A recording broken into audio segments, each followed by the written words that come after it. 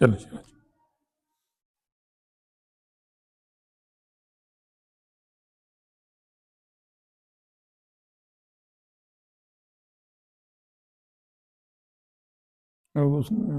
Data آنے ویسے ہی wi fi آنے کو نہیں،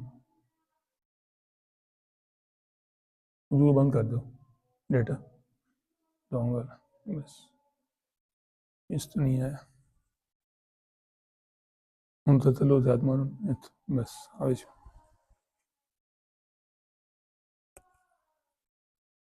السلام علیکم ورحمۃ اللہ۔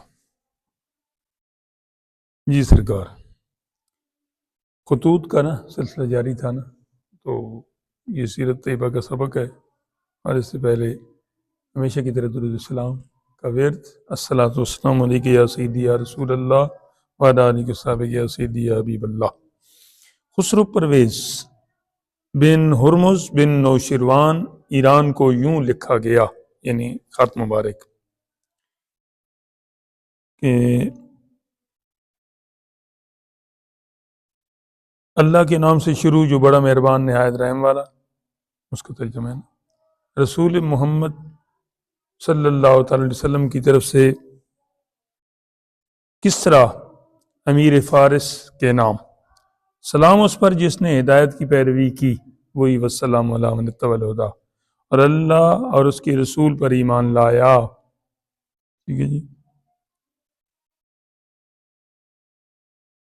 اور گواہی دی کہ کوئی معبود بحق نہیں مگر خدا ایک، جس کا کوئی شریک نہیں، اور یہ کہ محمد اس کا بندہ اور رسول ہے، عبد و رسول جو ہوتا ہے نا، اس کا یہ مطلب ہوتا ہے میں تجھے دعوت خدا عز و جل کی طرف بلاتا ہوں، اچھا، کیونکہ میں تمہارے لوگوں کی طرف خدا کا رسول ہوں، تاکہ ڈراؤں اس کو جو زندہ ہو اور ثابت ہو جائے کلمہ عذاب کافروں پر۔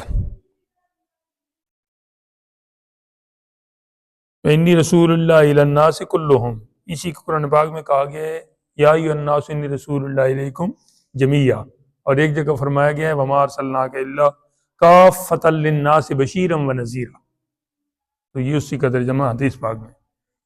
قرآن پاک کی تفسیر سب سے بہترین وہ تفسیر ہوتی ہے جو قرآن پاک ہی سے کی جائے، یعنی ایک آیت میں کچھ چیز بیان ہو تو دوسری آیت میں اسی کی تفسیر موجود ہو، تفصیل سے بیان ہو، یہ پہلا نمبر ہے تفسیر کا، ٹھیک ہے۔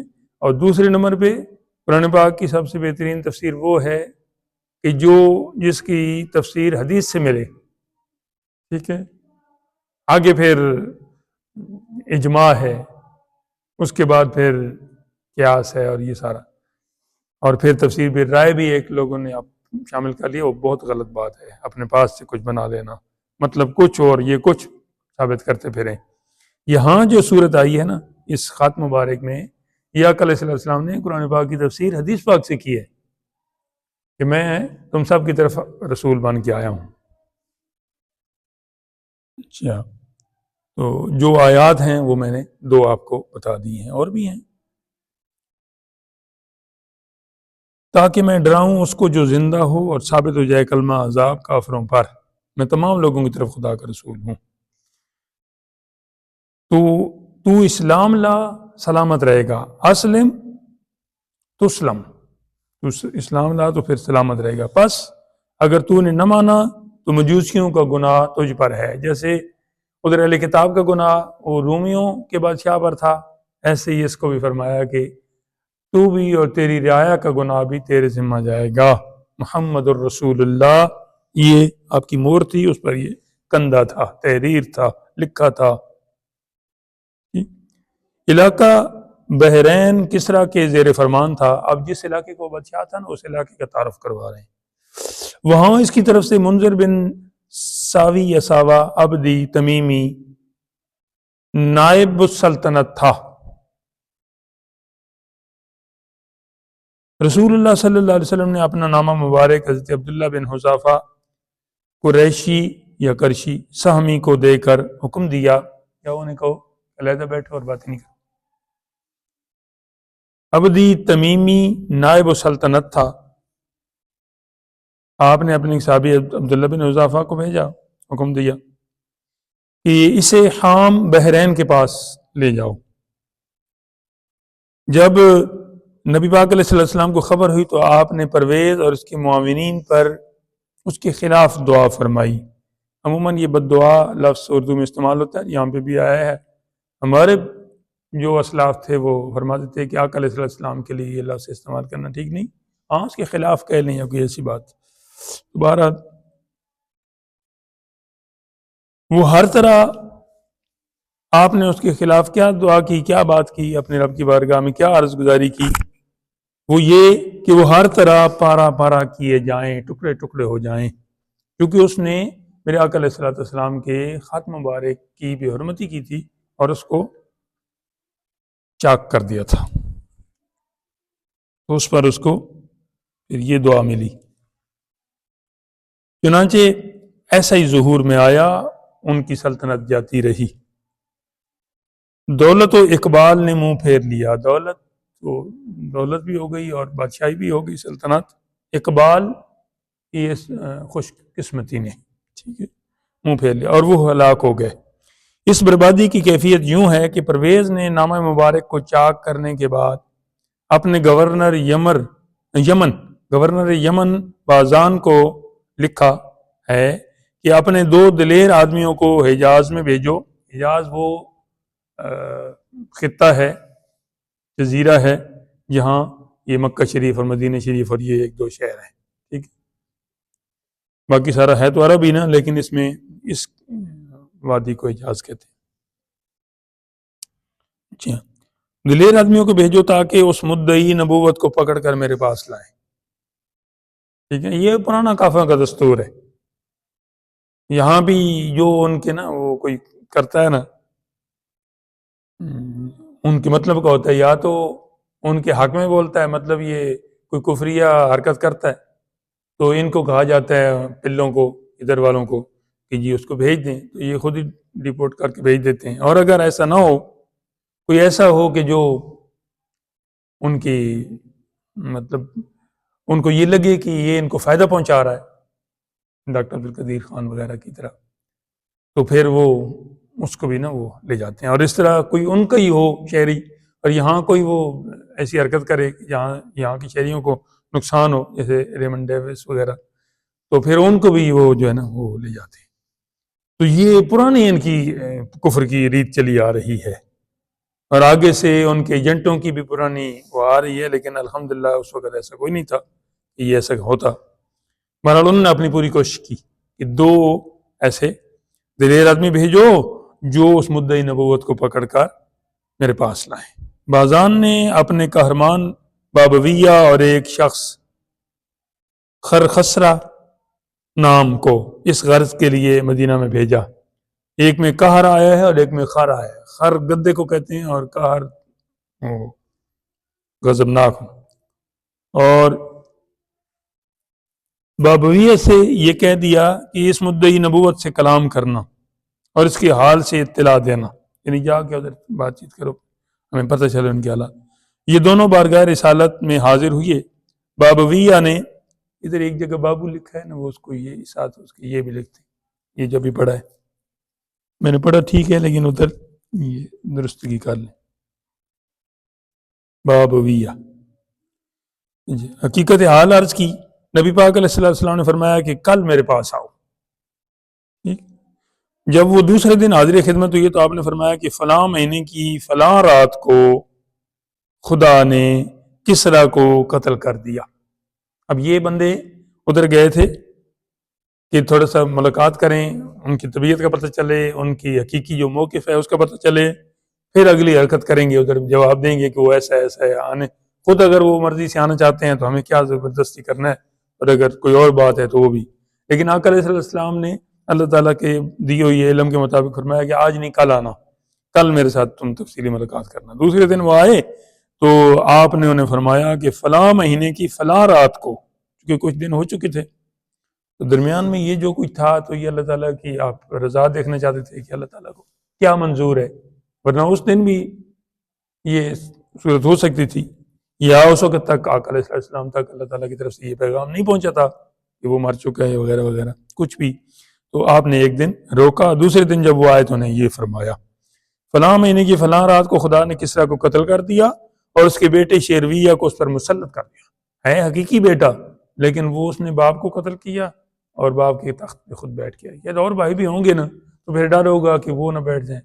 یہ پھر اس نے ہمت کی اور اپنے باپ کو جو ہے نا ٹھکانے لگایا. دراصل تو وہ دعا کام کر رہی تھی نا, وہ جو آقا علیہ السلام کے نام مبارک کی گستاخی تھی, تو مسلط کر دیا. وہ بولے آپ یہ کیا فرما رہے ہیں؟ حیران ہو گئے نا, کیا ہم اپنے بادشاہ بازان کو یہ اطلاع کر دیں کہ تمہارا جو بادشاہ ہے اور ہمارا جو بادشاہ ہے وہ مر چکا ہے یوں؟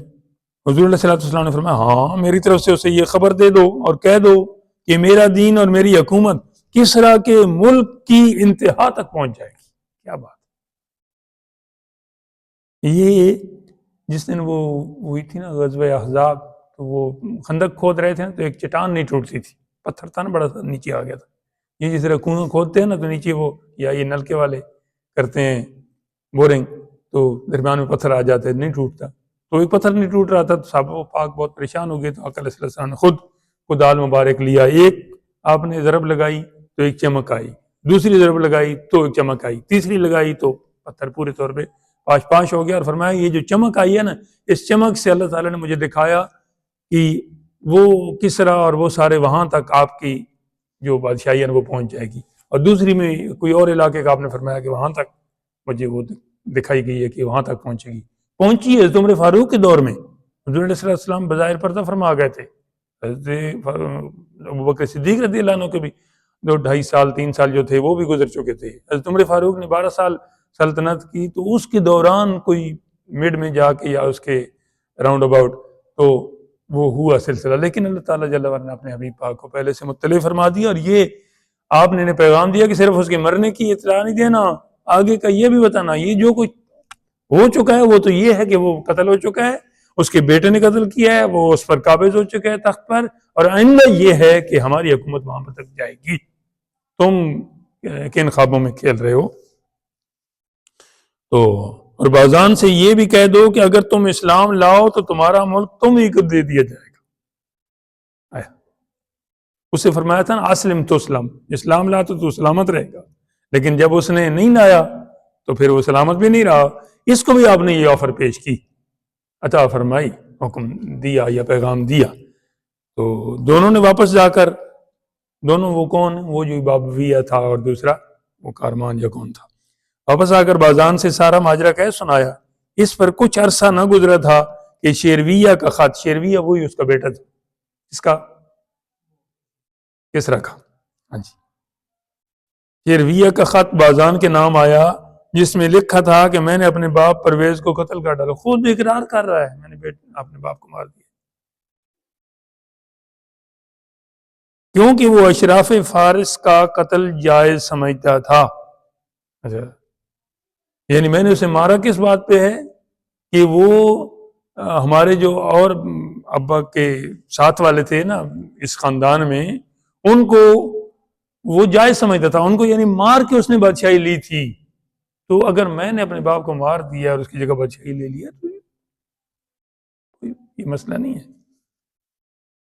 تو آج جو ظلم کر رہے ہیں ان کو بھی دیکھنا چاہیے دنیا میں جہاں کہیں بھی ہیں کہ اگر وہ اس ظلم کو جائز سمجھ رہے ہیں تو کل اگلا ان پر بھی یہ ظلم کرنا جائز سمجھے گا. اور پھر رب کی بارگاہ میں تو حاضری اللہ اکبر. جب سرے محشر پوچھیں گے بلا کے سامنے کیا جواب جرم دو گے تم خدا کے سامنے. اگر وہ ہمیں یاد آ جائے کہ وہاں ہم نے جواب دینا ہے تو بہت ساری باتیں خود ہی درست ہو جائیں. اللہ کرے. اس لیے تم لوگوں سے میری اطاعت کا عہد اور اس مدعی نبوت کو جس کے بارے میں کسریٰ نے تم کو کچھ لکھا تھا برا بھلا مت کہو. اللہ اکبر, کیا بات ہے وہ بھی کافر بادشاہ بھی ہے, لیکن بروں سے اچھے اور اچھوں سے برے, یہ تو اللہ تعالیٰ کا ہے, یخرج الحی من المیت و یخرج المیت من الحی. تو آتے رہتے ہیں. یہ اس نے جواب دیا کہ وہ میرے باپ نے بھیجا تھا نا کہ ان کو پکڑ کے لے آؤ اور یہ ہے اور وہ ہے, اور ان کا خط مبارک بھی پھاڑا تھا، تو میں ان کو مانتا تو نہیں ہوں، لیکن اتنا تجھے ضرور کہتا ہوں کہ ان کو کچھ بھی نہیں کہنا ان کی باتوں پہ، اور یہ سارے لوگوں کو بتا دو کہ اب کس طرح بادشاہ نہیں، اب اس کا بیٹا شیرویہ بادشاہ ہے۔ یہ کہہ کر، یہ دیکھ کر اچھا بازان مسلمان ہو گیا۔ اب جب ادھر سے انہوں نے رپورٹ دی تھی، ادھر سے بھی خط آ گیا اور اس خط میں یہ بھی کہہ دیا گیا، تو بازان نے کہا کہ اندر کچھ تو ہے، ایسے تو یہ نہیں ہو رہا۔ اللہ تعالیٰ نے ایمان کی دولت نصیب فرمائی۔ وہ ایرانی جو یمن میں تھے سب ایمان لے آئے۔ اس کے 6 ماہ بعد شیرویہ بھی مر گیا یا مارا گیا، وہ ایک الگ مسئلہ ہے، بہرحال 6 مہینے بعد۔ فارس کا آخری بادشاہ یزدجر بن شہریار بن شیرویہ، یہ حضرت عثمان غنی رضی اللہ عنہ کے عہد میں قتل ہوا۔ اس کے بعد پھر ان کی حکومت ختم، اور یہاں پہ مسلمانوں کا وہ حضرت عثمان غنی کے ذریعے تسلط ہو گیا۔ آگے کی جو خط ہے نا، وہ ہے نجاشی بادشاہ کی طرف، جن کا نام تھا اسمہا، حمزہ سواد اور اسحمہ لکھا ہے ادھر، ویسے اسمہ لفظ ہے، تو چلو اگر اس طرح بھی ہے تو نجاشی بادشاہ جو حبشہ کے تھے ان کی طرف۔ پہلی ہجرت جو مسلمانوں کی تھی نا، وہ بھی مکہ شریف سے ادھر ہوئی تھی۔ ان کو خط لکھا گیا اس بادشاہ کو، اس کے الفاظ یہ ہیں جن کا مفہوم یہ ہے ترجمہ: اللہ کے نام سے شروع، یہ نام کے بعد سے ان سے رہ گیا، درست کرو۔ اللہ کے نام سے شروع جو بہت بڑا مہربان نہایت رحم والا، اللہ کے رسول محمد صلی اللہ علیہ وسلم کی طرف سے نجاشی شاہ حبشہ کے نام، یعنی یہ نامہ بھی چونکہ کسی کے نام ہوتا ہے نا، اس لیے اسے نامہ کہتے ہیں، ویسے خط کو کہتے ہیں۔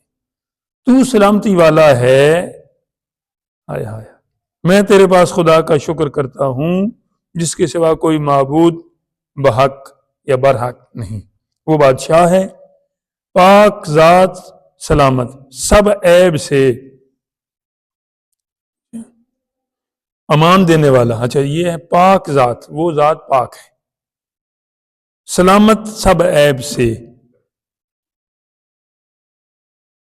یعنی اس کا نام ایک سلام بھی ہے، امان دینے والا، قوی الامین بھی ہے، امین، نگہبان۔ اور میں گواہی دیتا ہوں کہ عیسیٰ بن مریم، چونکہ وہ اہل کتاب تھے نا، تو حضرت عیسیٰ علیہ السلام کے ماننے والے تھے، عیسائی تھے۔ اہل کتاب تو 2 طرح کے ہیں نا، حضرت موسیٰ علیہ السلام کے ماننے والے بھی، یہودی بھی، جوس، لیکن یہاں کرسچین کی بات ہو رہی ہے۔ میں گواہی دیتا ہوں کہ عیسیٰ بن مریم روح اللہ ہے، کلمت اللہ ہے۔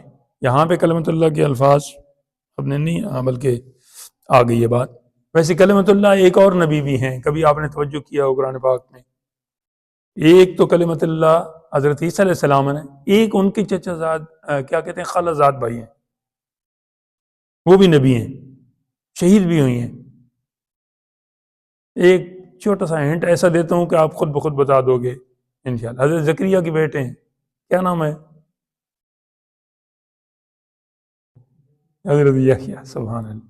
تو شکر ہے آپ نے میری لاج رکھ لی ہے، میری چھٹی اس کہہ رہی تھی کہ آپ بتا دیں گے، الحمدللہ۔ حضرت یحییٰ جو ہے نا، ان کو بھی اللہ تعالیٰ نے کلمہ فرمایا ہے۔ تو یہاں عیسیٰ علیہ السلام کی بات ہو رہی ہے۔ عیسیٰ بن مریم روح اللہ ہیں اور اللہ کا کلمہ جسے اس نے القاء کیا، یعنی اللہ جل وعلا نے جی القاہا الی مریم، وہ جو الفاظ ہیں نا کہ ہم نے مریم کے بطن میں القاء کیا، ایسے پھونک ماری، مریم بطول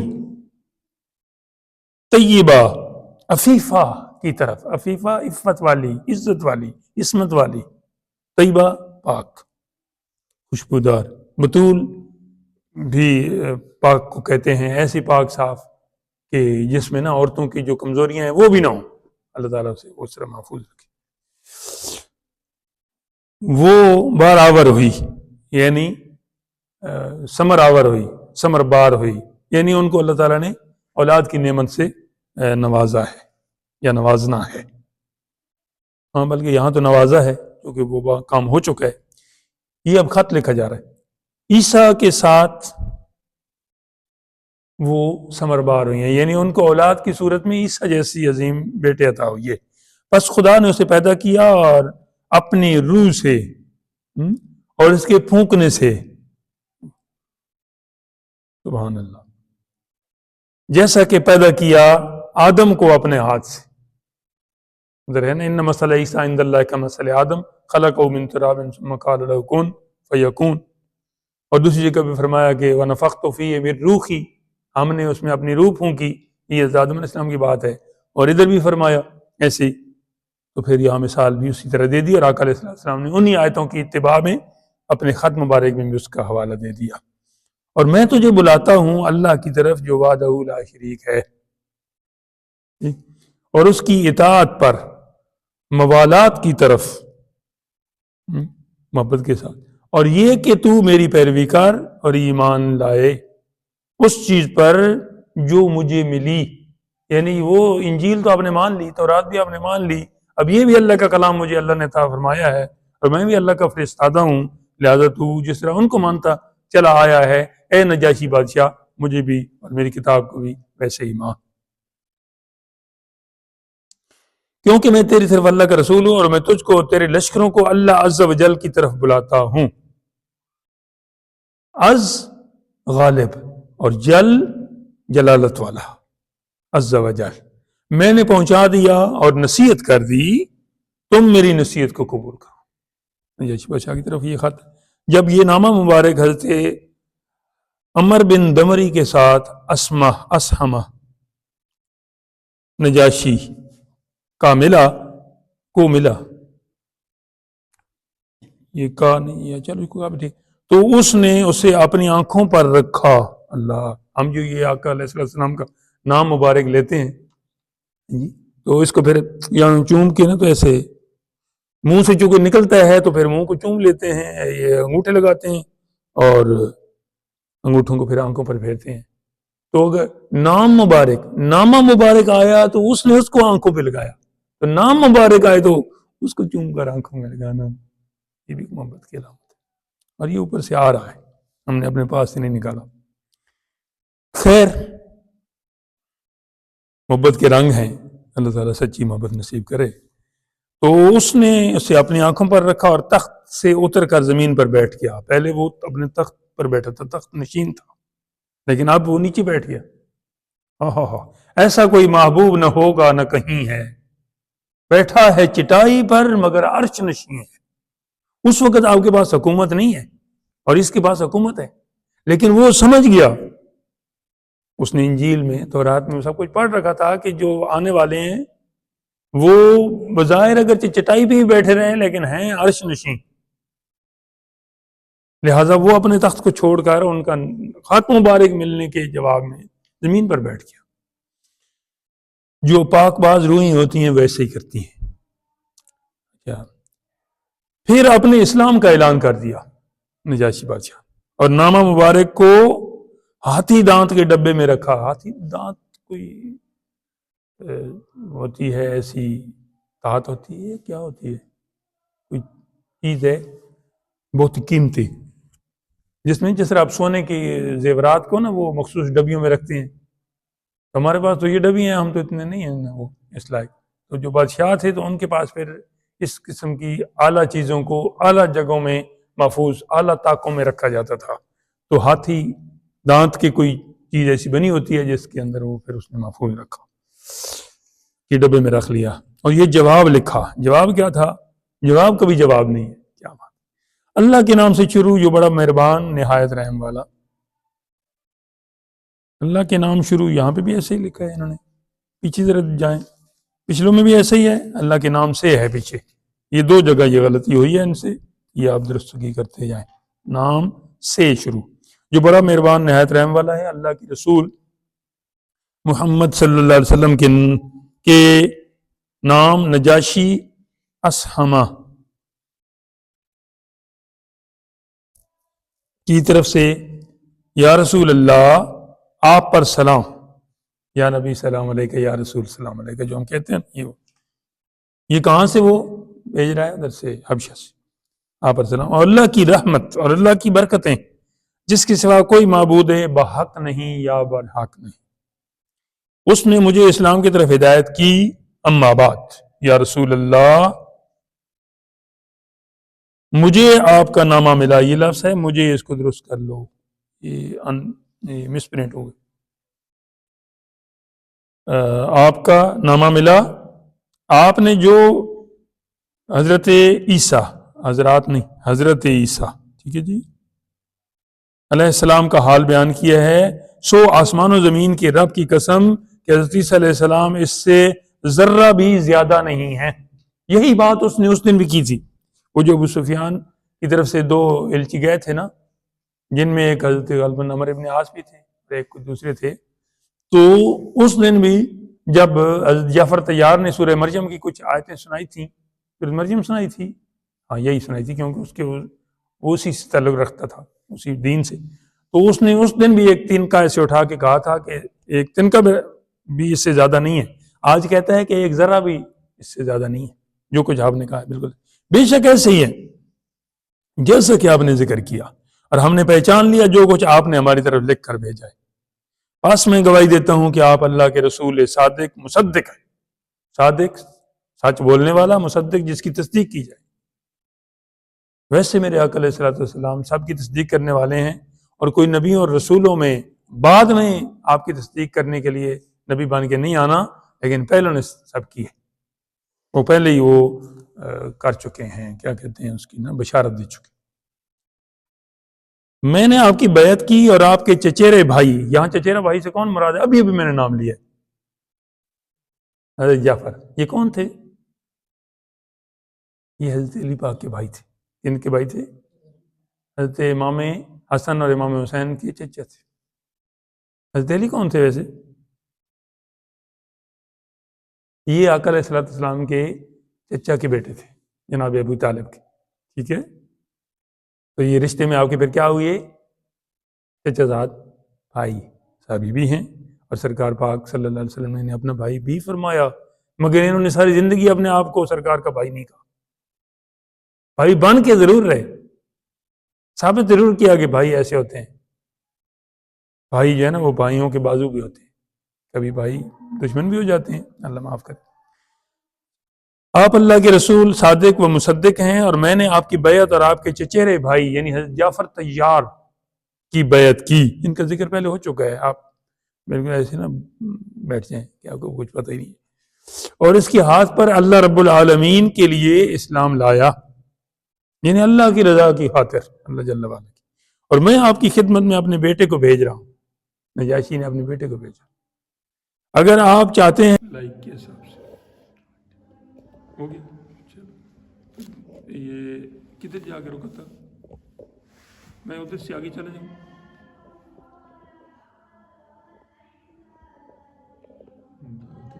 جی بیٹا بھیجا، وہ ادھر پہ ڈبلنگ ہو جائے گی، جی چلے میں ادھر اس کو نا یہ دوسرے پیرے کو دوبارہ پڑھتا ہوں۔ اسحما کو رسول اللہ صلی اللہ علیہ وسلم نے عمر ابن امیہ دمری کے ہاتھ ایک اور خط بھی بھیجا تھا، نامہ مبارک، کہ اس میں یہ لکھا تھا کہ ام حبیبہ جو بعد میں آقا علیہ السلام کی زوجہ مطہرہ بھی بنی اور حضرت امیر معاویہ رضی اللہ عنہ کی بہن تھیں، اور جناب ابو سفیان حضرت ابو سفیان کی بیٹی تھی، لیکن اس وقت حضرت ابو سفیان تو حضرت نہیں بنے تھے، اور غالباً امیر معاویہ بھی ایمان نہیں لائے تھے اس وقت تک، تو یہ بہرحال بہن ان کی جو ہے نا یہ ادھر تھیں، اس میں حبشہ میں ہجرت کر کے گئی تھیں، تو انہوں نے تو اسلام لایا تھا، لیکن جو ان کا خاوند تھا نا وہ مرتد ہو گیا تھا نا، تو اس وجہ سے پھر وہ آقا علیہ السلام نے پیغام دیا اپنے قاصد کے ذریعے بادشاہ کو کہ میرے بادشاہ کو کہو کہ میری طرف سے ان کو نکاح کا پیغام دو، اور مہاجرین میں سے جو اب تک حبشہ میں ہیں ان کو بھی ادھر بھیج دیں مدینہ شریف میں۔ ارشاد مبارک کی تعمیل کی گئی، حضرت ام حبیبہ نے حضرت خالد بن سعید بن عاص کو اپنا وکیل مقرر کیا، خالد بن سعید بن عاص، اور نجاشی نے رسول اللہ صلی اللہ علیہ وسلم کا نکاح مبارک ام حبیبہ سے کر دیا۔ جو ہوتا ہے نا سلطان اسلام وہ پھر کر سکتا ہے اس طرح، ٹھیک ہے۔ تو اب یہ کہ چونکہ اسلام لا چکے تھے تو وہ اس طرح، اور مہر جو 400 دینار تھا وہ بھی خود ہی ادا کر دیا، ٹھیک۔ یہ یہاں 400 ہے، ویسے ایک جگہ میں نے یہ بھی پڑھا ہے کہ سارے ازواج مطہرات کا جو مہر مبارک تھا وہ 500 دینار تھا یا درہم تھا، چلو جو بھی ہے، وہ خود ہی ادا کر دیا مہر۔ ام حبیبہ کا پہلا خاوند، اب وہ جس کی بات میں کر رہا تھا، آگے توجہ کرو، ابھی بھی توجہ نہیں کرو گے تو بعد میں تو آپ نے ویسے نہیں سننا، تو کب تو آپ کو پتہ چلے گا۔ عبید اللہ بن جہش اسدی تھا پہلا جو خاوند تھا، دونوں ہجرت کر کے حبشہ میں چلے آئے، اس وقت وہ بھی مسلمان ہو گیا تھا یہ بھی، مگر عبید اللہ نصرانی ہو کر مر گیا، یہ مرتادی ہو گیا نا، ظاہر ہے یہ چھوڑ گیا، نصرانی کرسچینی کو کہتے۔ اس طرح ام حبیبہ بیوہ رہ گئی، چونکہ مر بھی گیا تھا تو پھر وہ بیوہ۔ نجاشی نے حضرت جعفر طیار، اب وہ آ گئے، حضرت جعفر طیار اور حضرت ام حبیبہ اور دیگر مہاجرین حبشہ کو ایک جہاز میں مدینہ منورہ کی طرف روانہ کیا، اس کے بعد دوسرے جہاز میں اپنے بیٹے کو مصاحبوں کے ساتھ، یعنی اس کے جو وزیر مشیر تھے، رسول اللہ صلی اللہ علیہ وسلم کی خدمت میں ایک خط دے کر بھیجا جس میں آپ نے ایمان لانے کا حال لکھا تھا۔ پہلا جہاز صحیح سالم منزل مقصود پر پہنچ گیا۔ اس وقت رسول اللہ صلی اللہ علیہ وسلم خیبر میں تشریف رکھتے تھے، یعنی وہ ادھر یہودیوں سے لڑائی جاری تھی، مگر دوسرا جہاز سمندر میں ڈوب گیا اور سوار سب ہلاک ہو گئے، وہ اس کا بیٹا بھی اسی میں گیا اور وہ سارے بھی۔ اللہ کی شان، اسما نجاشی نے 9 ہجری میں وفات پائی، خود آ نہیں سکے پھر، تو بہرحال نبی پاک علیہ السلام نے ان کے جنازے کی نماز غائبانہ پڑھی نہیں پڑھی، جو تھتھے ہوتے ہیں نا وہ پڑھی کرتے ہیں، پڑھی درست کا تو اللہ تعالیٰ تمہاری زبان کو سلامت رکھے۔ حضرت موسیٰ علیہ السلام نے وہ انگارہ منہ میں ڈالنے کی وجہ سے زبان مبارک میں لکنت آ گئی تھی، تو آپ نے پھر واحلل عقدۃ من لسانی اس کا وہ حوالہ دیا کہ میری زبان کو درست کر دے، تو انا للہ و انا الیہ راجعون۔ آپ نے غائبانہ نماز جنازہ پڑھی۔ رسول اللہ صلی اللہ علیہ وسلم نے دوسرے نجاشی کو بھی، جو اسما کے بعد بادشاہ ہوا، دعوت اسلام کا خط لکھا تھا، اس دوسرے نجاشی کے ایمان کا حال معلوم نہیں کہ اس کو بھی ایمان کی توفیق ہوئی ہے یا نہیں۔ آگے ایک اور بادشاہ کے حوالے سے آ رہا ہے، لیکن انشاءاللہ اس کا بیان ہم کل پڑھیں گے۔ آخر دعوانا الحمدللہ رب العالمین۔ ساتھ دینے کا بہت شکریہ، اللہ تعالیٰ آپ کو سلامت رکھے، جزائے خیر عطا